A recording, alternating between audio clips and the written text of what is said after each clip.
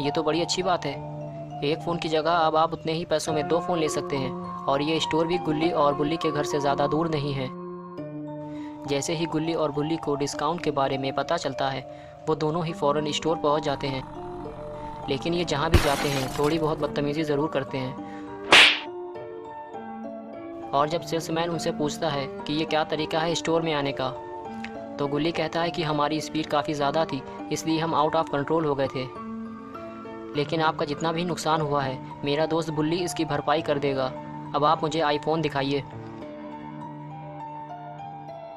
बुल्ली कहता है वो वाला दिखाइए। गुल्ली कहता है वो वाला। बुल्ली कहता है अरे वो वाला दिखाइए जो पीछे रखा हुआ है। सेल्समैन कहता है जल्दी नीचे उतरो और निकलो स्टोर से बाहर। हम तुम्हें कोई आईफोन नहीं देंगे, वरना सिक्योरिटी गार्ड धक्का देकर तुम्हें बाहर निकालेगा। बेचारे गुल्ली और बुल्ली खाली हाथ वापस निकल आते हैं। स्टोर से बाहर आते ही एक अजीब सा दिखने वाला आदमी उनके पास आता है और गुल्ली को घूरते हुए कहता है, क्या तुम्हें आईफोन चाहिए?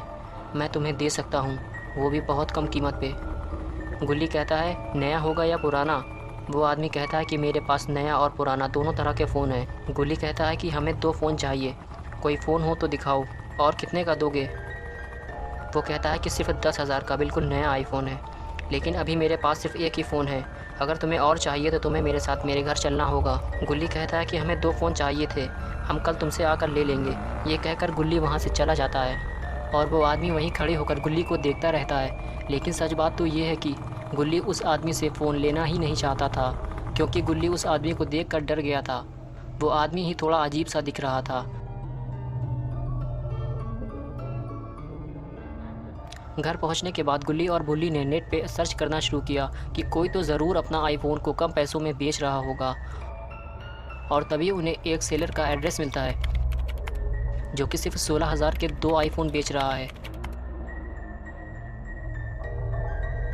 गुल्ली और बुल्ली फ़ौरन आईफोन लेने चल देते हैं, क्योंकि उसके पास सिर्फ 2 ही आईफोन मौजूद हैं और गुल्ली और बुल्ली ये मौका छोड़ना नहीं चाहते।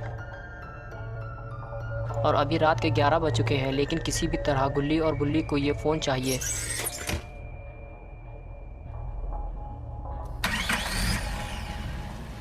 लेकिन एक बार भी इन लोगों ने ये नहीं सोचा कि ये आदमी आईफोन को इतनी कम कीमत पे क्यों बेच रहा है।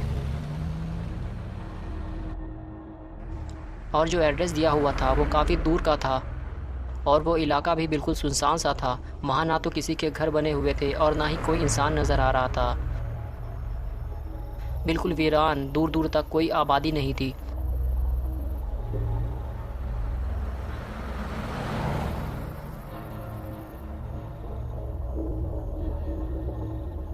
और फिर वो पुराना घर नज़र आता है जो इन्होंने नेट पर देखा था।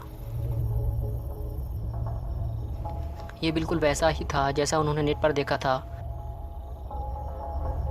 गुल्ली कहता है ये घर तो खंडर जैसा है, मुझे नहीं लगता कि कोई इसमें रहता होगा। वो गाड़ी में बैठे बैठे ही आसपास का नज़ारा देखते हैं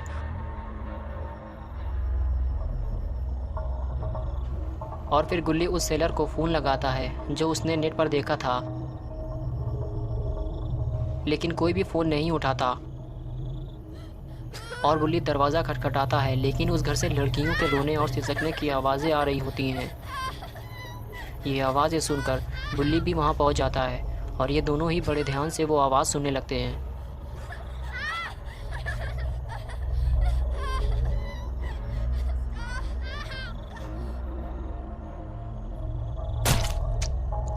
और फिर वो आवाज़ आना बंद हो जाती है और घर की लाइट जल जाती है और खिड़की पे वही इंसान खड़ा नज़र आता है जो उन्हें स्टोर के बाहर खड़ा नज़र आया था।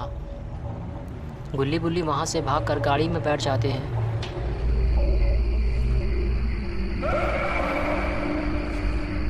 और उस घर की लाइट फिर से बंद हो जाती है। लगता है वो आदमी घर से बाहर आना ही नहीं चाहता।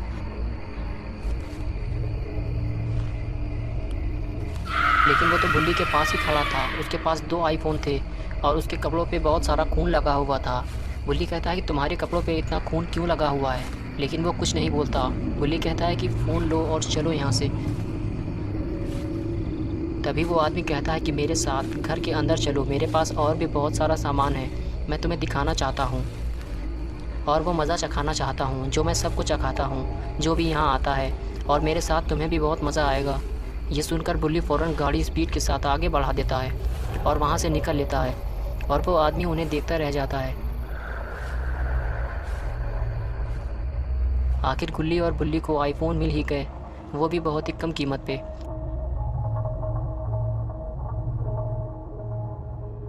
रात के 1 बज चुके हैं। बुल्ली घर पहुंचने के बाद सो जाता है, जबकि गुल्ली जागकर आईफोन चला रहा होता है। लेकिन गुल्ली के फ़ोन चलाते ही घर में अजीब अजीब हरकतें शुरू हो जाती हैं। बाथरूम का दरवाज़ा खुलने और बंद होने लगता है और पैरानॉर्मल एक्टिविटी बढ़ जाती है।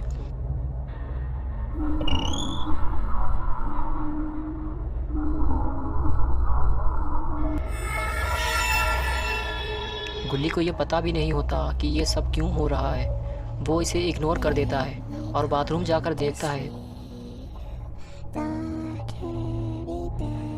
तो वहाँ लिखा होता है कि मेरा आईफोन वापस करो।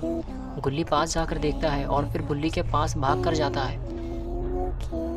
उसे उठाता है और दिखाता है कि बाथरूम में क्या लिखा हुआ है। और फिर बुल्ली और गुल्ली बाथरूम की तरफ बढ़ते हैं और पास जाकर देखते हैं। वहाँ उन्हें कुछ लिखा हुआ मिलता है और कुछ आवाज़ें भी सुनाई देती हैं। मेरा आईफोन वापस करो, उसी जगह जाओ जहाँ से तुम इसे लाए थे। उस घर के पास मेरी लाश दफन है, मेरी डेड बॉडी के पास मेरा आईफोन रख दो। मैं 16 साल की थी, वो एक खूनी है, उस आदमी को जान से मार दो। ये सब पढ़ने के बाद गुल्ली और बुल्ली वहाँ से फ़ोन लेकर निकलते हैं और उसी घर की तरफ चलते हैं जहाँ से वो फ़ोन लेकर आए थे। लेकिन आखिर ये फ़ोन है किसका और ये फ़ोन हमें डालना कहाँ है, ये सोचते हुए गुल्ली और बुल्ली उस रास्ते की तरफ बढ़ते हैं जहाँ से वो इसे लाए थे। गुल्ली बुल्ली समझ जाते हैं जो लड़कियों के चीखने चिल्लाने की आवाज़ें आ रही थी उसने उन्हें भी मार दिया है, क्योंकि वो आईफोन कलेक्ट करने वाले कस्टमर तलाशता है। और जब वो घर के अंदर जाते हैं तो उन्हें मार के उनका पैसा और उनका फ़ोन जो वो यूज़ करते हैं उसे छीन लेता है। लेकिन अब जाना कहाँ है? बुल्ली कहता है कि हम उस जगह तो पहुँच चुके हैं, और तभी ज़मीन से बहुत सारे हाथ निकलकर गुल्ली और बुल्ली को घेर लेते हैं। फिर वो आत्मा नज़र आती है जो गुल्ली को पहले दिखी थी। वो इनसे मिट्टी खोदने के लिए कहती है और दोनों मिट्टी खोदने के काम में लग जाते हैं।